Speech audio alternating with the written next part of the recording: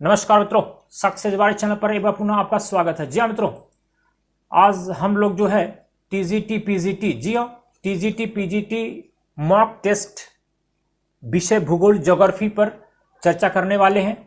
इसके पहले 2 वीडियो डाला जा चुका है। जो मेरे सारे क्वेश्चन हैं वो एनसीईआरटी बेस्ड चल रहे हैं, यानी कि एनसीईआरटी 6 से 12 तक की एनसीईआरटी में जो ज्योग्राफी के क्वेश्चन बन सकते हैं, मैक्सिमम क्वेश्चन उनको मैं डाल रहा हूं और जो आपके लिए काफ़ी हितकर होगा। प्लेलिस्ट में जाके आप अन्य वीडियो भी ज्योग्राफी मॉक टेस्ट के नाम से है उसको देख सकते हैं। तो आइए हम लोग टेस्ट शुरू करते हैं। तो टेस्ट में हम लोग पहला क्वेश्चन देखते हैं, निम्न में कौन सा बेसाल्ट लावा के अपक्षय से बना है, अर्थात कि निम्न में कौन सी ऐसी मिट्टी है जो बेसाल्ट लावा के अपक्षय से बनी है। तो नंबर 1 जलोढ़, नंबर 2 लैटराइट, नंबर सी लाल मिट्टी, नंबर डी रेगुर मिट्टी। तो आई होप कि आप लोगों का आंसर नंबर डी ही होगा, क्योंकि रेगुर मिट्टी इसे हम लोग काली मिट्टी भी कहते हैं। कौन सी मिट्टी कहते हैं? काली मिट्टी कहते हैं, जो कपास की खेती के लिए काफी उपयुक्त मानी जाती है। अगला क्वेश्चन, हमें 2 स्टेटमेंट दिया गया है इस क्वेश्चन में, उन दोनों स्टेटमेंट को ध्यान से पढ़िएगा। कह रहा है कि उत्तरी मैदान और नदी घाटियों में पाई जाती है, जो देश के कुल क्षेत्रफल का 40% भाग को ढके है। नंबर 1 स्टेटमेंट है, यानी उत्तरी मैदान और नदी घाटियों पर आती है और 40% एरिया को कवर करती है। नंबर 2, प्रायद्वीपीय प्रदेश में यह पूर्वी तट की नदियों व डेल्टा में पाई जाती है।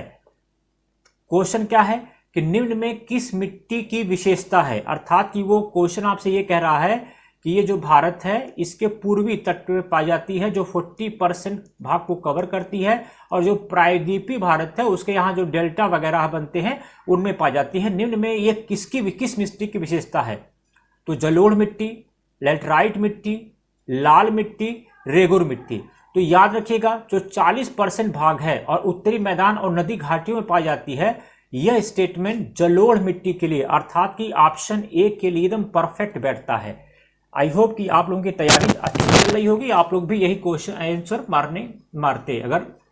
अब देखिए, 1905 में बुकानन ने किस मिट्टी का 1905 में बुकानन ने किस मिट्टी का अध्ययन किया था?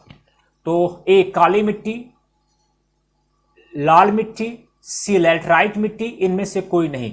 तो आप लोग जानिएगा, लैटराइट मिट्टी का अध्ययन किया था। कब किया था? आप कहेंगे 1905 में। किसने किया था? तो बुकानन ने किया था। ठीक, लैटराइट मिट्टी का सर्वप्रथम अध्ययन बुकानन ने ही किया था 1905 में। अगला क्वेश्चन है, मालवा पठार की प्रमुख मिट्टी है, यानी जो मालवा के पठार पे निम्न में कौन सी प्रमुखता से मिट्टी पाई जाती है? ऑप्शन ए काली, ऑप्शन बी लाल, ऑप्शन सी जलोढ़, ऑप्शन डी जो है चिकनी। तो आई होप कि आप लोग जो है काली मिट्टी, यानी कि जो मालवा के पठार पर है वह काली मिट्टी वहां की प्रमुख मिट्टी पाई जाती है। इनमें से कौन सर्वाधिक उपजाऊ मिट्टी है? लाल मिट्टी, काली मिट्टी, जलोढ़ मिट्टी। तो आप लोग सोच रहे होंगे, तो याद रखिएगा, जो जलोढ़ मिट्टी है, ये ऑप्शन सी, यह जो है काफी उपजाऊ मृदा है जलोढ़ मिट्टी की। और अब देखिए, फसल उगने वाली मिट्टी का पीएच मान होना चाहिए, यानी कि मिट्टी का पीएच मान क्या होना चाहिए जिसमें फसल उगाई जा सकती हो? ए 6 से 7, बी 2 से 3, सी 8 से 9, डी 10 से 11। तो आपका जो परफेक्ट आंसर होगा, आई होप कि आप लोगों ने आंसर ए को मारा होगा, पीएच मान 6 से 7 होना चाहिए। अगला क्वेश्चन कहता है कि तेजाबी मिट्टी को कृषि योग्य बनाने हेतु किसका प्रयोग किया जाता है? लाइम, लाइम मतलब चूना, जिप्सम, कैल्शियम, वेजी कंपोस्ट।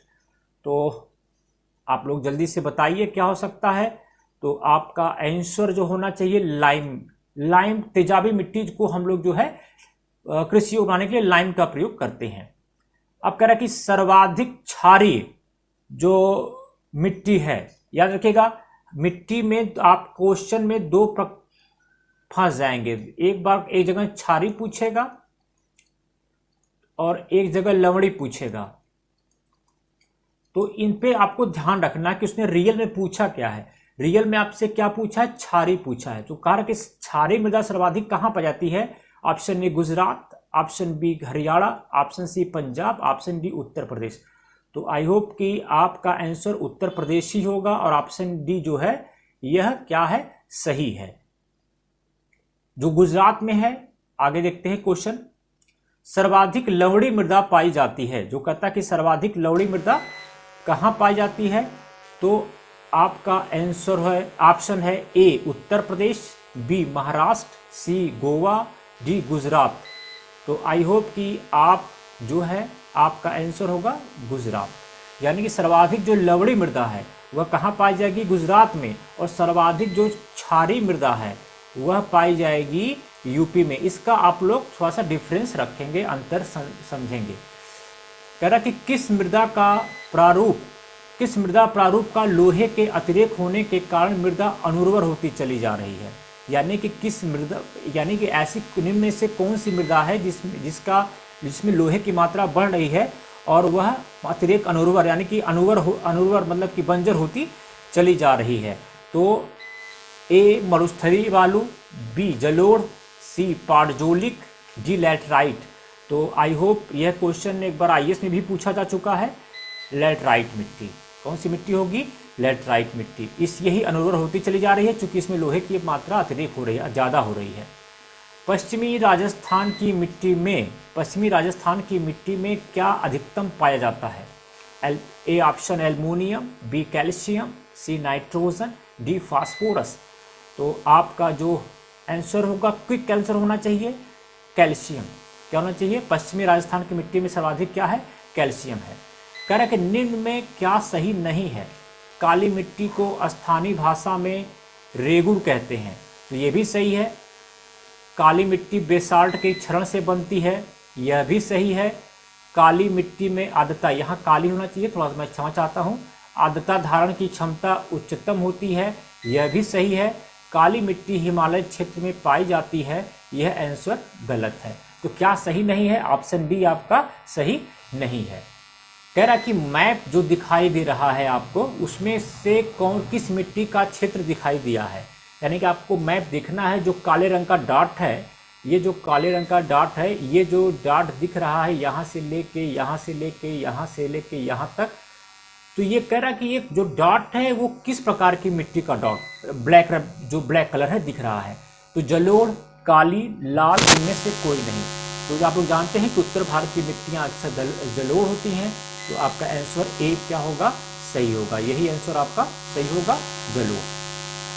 अगला क्वेश्चन है, चाय का जो बागान होता है, चाय के बागान के लिए कौन सी मिट्टी उपयुक्त है, चाय के बागान के लिए कौन सी मिट्टी उपयुक्त होती है। ये इंपॉर्टेंट क्वेश्चन है, कई बार पूछा गया है। अम्लीय, क्षारीय, जलोढ़, रेगुड़। तो आई होप क्विक आंसर में आप अम्लीय ही देंगे और अम्लीय ही आंसर सही है, और यह एक इंपॉर्टेंट क्वेश्चन है। भारत में मृदा अपक्षय समस्या निम्न में किनसे संबंधित है, वेदिका कृषि, किनसे संबंधित है, वेदिका कृषि इससे नहीं है। इस वेदिका कृषि से क्या होता है, अपक्षय रुकता है। वनों का उन्मूलन इससे है। उष्णकटिबंधीय जलवायु, इसका भी कोई मतलब नहीं है। तो हमें ये देखना है कि हमारा एक ही आंसर बी मिला है, यानी कि बी मतलब इसको हम दूसरा मान लेते हैं 2, और इसको मान लेते, इसको यह होगा 1 और ये होगा 3। तो जहाँ केवल 2 आंसर होगा वही हमारा सही होगा। ए गलत आंसर है, बी केवल 2 है, अर्थात कि बी ही आपका क्या है, सही है।